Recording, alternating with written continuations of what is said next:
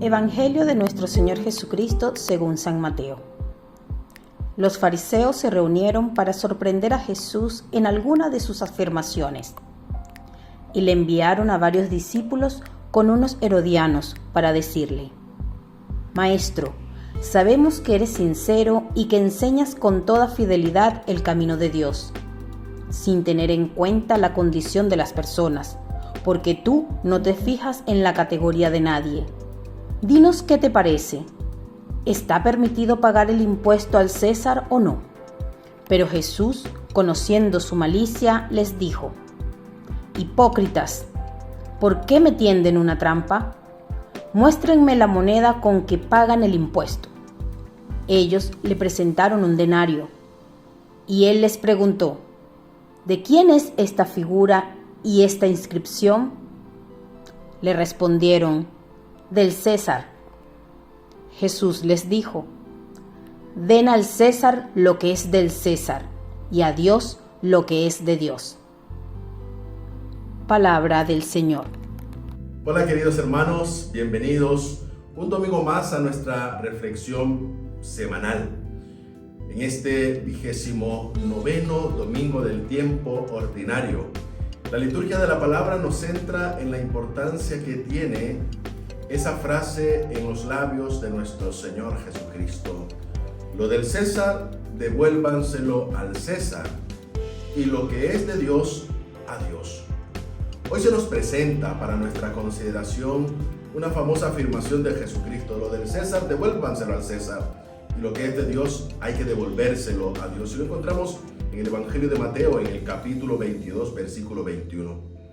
No entenderíamos bien esta frase sin tener en cuenta el contexto en la que el mismo Jesús la pronuncia. En contexto, los fariseos se fueron y celebraron un consejo sobre la forma de sorprender en algunas de las palabras a Jesús. Querer decir, en un lenguaje más simbólico y más adaptado, ponerle una zancadilla. Jesús advirtió su malicia, ¿no? ¿Cómo es importante esto? Y así pues, la respuesta de Jesús está calculada. Al escucharla, los fariseos quedaron sorprendidos. No se la esperaban. Si claramente hubiesen ido en contra del César, le habrían podido denunciar. Si hubiese ido claramente a favor de pagar el tributo al César, habrían marchado satisfechos de su astucia. Pero nuestro Señor Jesucristo, sin hablar en contra del César, lo ha relativizado. Hay que dar a Dios lo que es de Dios, y a Dios, que es Señor incluso de los poderes de este mundo. ¿Cómo nosotros podemos discernir también estas palabras hoy de Jesús? Hay que dar a Dios lo que es de Dios. Es claro. Y Dios es Señor incluso de los poderes de este mundo, pero sobre todo hay que tener en cuenta que para nuestra reflexión es muy importante, querido hermano, querida hermana, esta afirmación de Jesús. El César, como todo gobernante, como toda legítima autoridad, no puede ejercer un poder arbitrario porque su poder le es dado en prenda o garantía, como los siervos de la parábola de los talentos, que han de responder ante el Señor por el uso de esos talentos. En el Evangelio de San Juan, Jesús dice a Pilato: no tendrías contra mí ningún poder si no se te hubiese dado de lo alto. En el Evangelio de Juan, capítulo 9, versículo 10, encontramos esta afirmación de Jesús. Jesús no quiere presentarse como un agitador político. Sencillamente pone las cosas en su lugar. Y qué importante es esto para nuestra reflexión: poner las cosas en su lugar.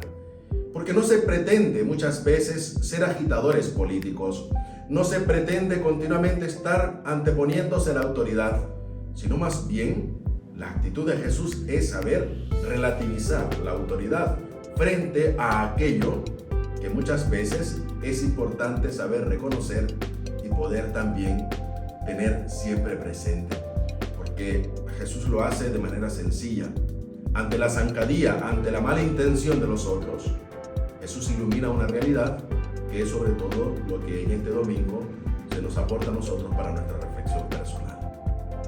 La interpretación que se ha hecho a veces de este capítulo 22, versículo 21 del Evangelio de Mateo, es que la iglesia no debería inmiscuirse en temas de política, sino solamente dedicarse a lo que esencialmente es inherente para la vida de la iglesia, es ocuparse del culto. Es como arrinconar un poco, ¿no?, la presencia de la iglesia como madre en la vivencia de los hijos. Pero esta interpretación es totalmente falsa, porque ocuparse de Dios no es solo ocuparse del culto, sino preocuparse también para que reine la justicia, que seamos constructores de la fraternidad en una sociedad a veces desproporcionada, que los hombres que son los hijos de Dios pretenden ocuparse esencialmente de las cosas que como la iglesia deben llevar adelante, y lo vemos muchas veces. Hay muchos que están haciendo un esfuerzo, que quieren de verdad defender los valores esenciales de esa fe que profesan y quieren llevarla a los estamentos donde también todos y cada uno de nosotros nos sintamos representados, porque la vida de la iglesia no es solo quedarse en la sacristía, felizmente acomodados en la celebración del culto, sino que se haga esa presencia certera, presencia también que nos ayuda a nosotros a darnos cuenta de que la iglesia no se hace sorda, ni ciega, ni muda ante los problemas morales y humanos de nuestro tiempo. Es quitar a Dios lo que es de Dios. El Papa Benedicto XVI, el Papa emérito y de feliz memoria, nos decía una frase muy importante: la tolerancia que solo admite a Dios como opinión privada, pero que le niega el dominio público, no es tolerancia, sino es hipocresía. Este evangelio nos ayuda a nosotros para nuestra reflexión y para conseguir realizar aquí y ahora la relación vivificante de Dios y la persona. Se necesita gestionar los ámbitos tanto religioso, eclesial como político-social. Se necesita aprender a gestionar esta realidad. En esto está el servicio de los primeros y el criterio de la vivificación, cuando dice Jesús: no es el culto, ni el éxito económico o político, ni las grandes cifras o balances, ni las estadísticas de participación sacramental o de adhesión partidaria, sino simplemente y llanamente que cada hombre y que cada mujer puedan sentirse en verdad imagen de Dios. Es por cómo es vista y tratada, valorada y promovida por el mundo la realidad eclesial religiosa.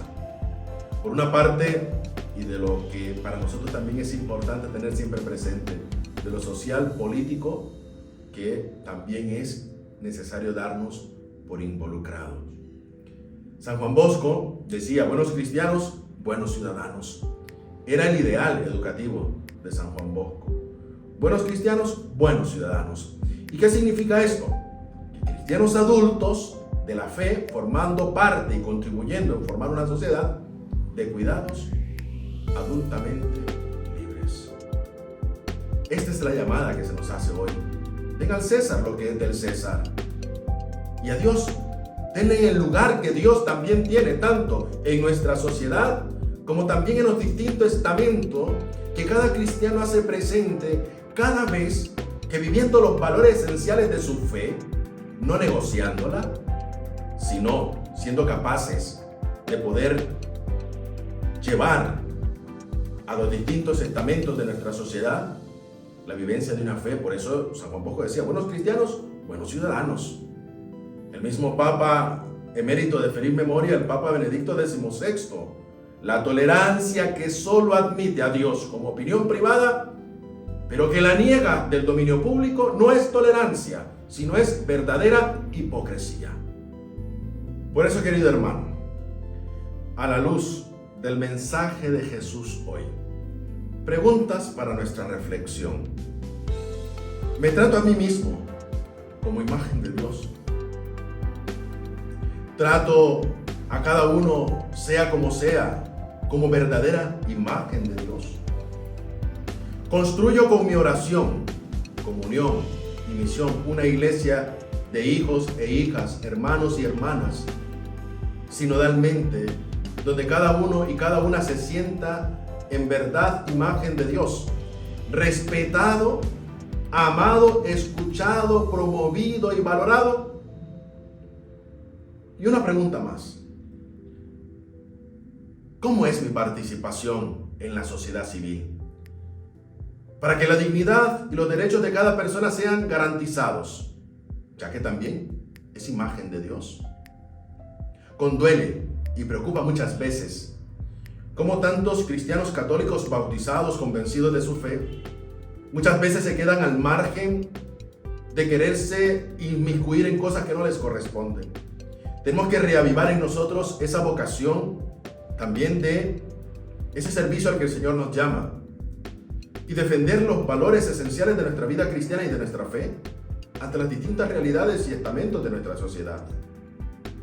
Encontrar caminos de diálogo y precisamente ser conscientes que en este 29º domingo del tiempo ordinario, la invitación es dar a Dios lo que es de Dios.